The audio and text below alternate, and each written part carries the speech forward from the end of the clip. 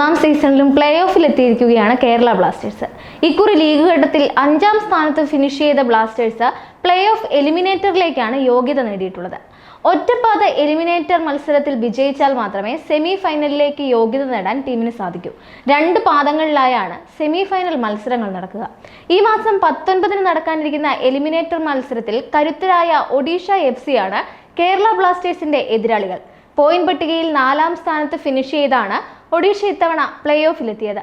എന്നാൽ play off eliminator മത്സരത്തിന് ഏതാനും ദിവസങ്ങൾ മാത്രം ബാക്കി നിൽക്കെ കേരള ബ്ലാസ്റ്റേഴ്സിന് കനത്ത തിരിച്ചടി ഏറ്റിരിക്കുകയാണ്. സസ്പെൻഷൻ ലഭിച്ച മഞ്ഞപ്പടയുടെ സൂപ്പർ പ്രതിരോധ താരമായ നവോച്ച സിംഗിന് എലിമിനേറ്റർ മത്സരം നഷ്ടമാകുമെന്നതാണ് ബ്ലാസ്റ്റേഴ്സിന് തലവേദനയാകുന്നത്. ഈസ്റ്റ് ബംഗാളിനെതിരായ മത്സരത്തിനിടെ നടത്തിയ ഗുരുതര അച്ചടക്ക ലംഘനത്തിന് ഓൾ ഇന്ത്യ ഫുട്ബോൾ ഫെഡറേഷന്റെ അച്ചടക്ക സമിതിയാണ് നവോച്ചയ്ക്കെതിരെ ശിക്ഷാ നടപടി സ്വീകരിച്ചത്. ഈസ്റ്റ് ബംഗാളിനെതിരെ കൊച്ചിയിൽ വെച്ച് നടന്ന മത്സരത്തിനിടെ എതിർ താരത്തെ നവോച്ച തലകൊണ്ടിടിച്ച് താഴെയിട്ടിരുന്നു. ഈ പ്രവൃത്തിക്ക് താരത്തിന് ഡയറക്റ്റ് ചുവപ്പ് കാർഡും ലഭിച്ചു.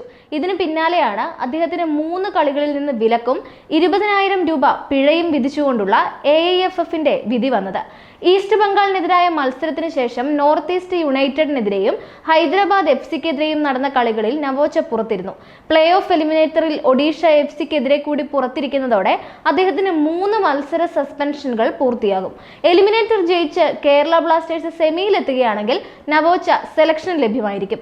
2023-24 സീസണ് മുന്നോടിയായി ലോൺ അടിസ്ഥാനത്തിൽ കേരള ബ്ലാസ്റ്റേഴ്സ് ടീമിലെത്തിച്ച താരമാണ് നവോച്ച സിംഗ്. ഈ സീസണിൽ ബ്ലാസ്റ്റേഴ്സ് പരിശീലകൻ ഇവാൻ വുക്കോമാനോവിച്ചിന്റെ വിശ്വസ്ത ലെഫ്റ്റ് ബാക്ക് താരമായ നവോച്ച ടീമിന്റെ സ്റ്റാർട്ടിംഗ് 11-ലെ അവിഭാജ്യ ഘടകമായിരുന്നു. ഇന്ത്യൻ സൂപ്പർ ലീഗിൽ ഇക്കുറി 16 മത്സരങ്ങളിൽ ബൂട്ട് കെട്ടിയ നവോച്ച ഡ്യൂറൻ കപ്പിൽ 2 കളികളിലും സൂപ്പർ കപ്പിൽ 3 മത്സരങ്ങളിലും മഞ്ഞപ്പടയ്ക്കായി ഇറങ്ങി.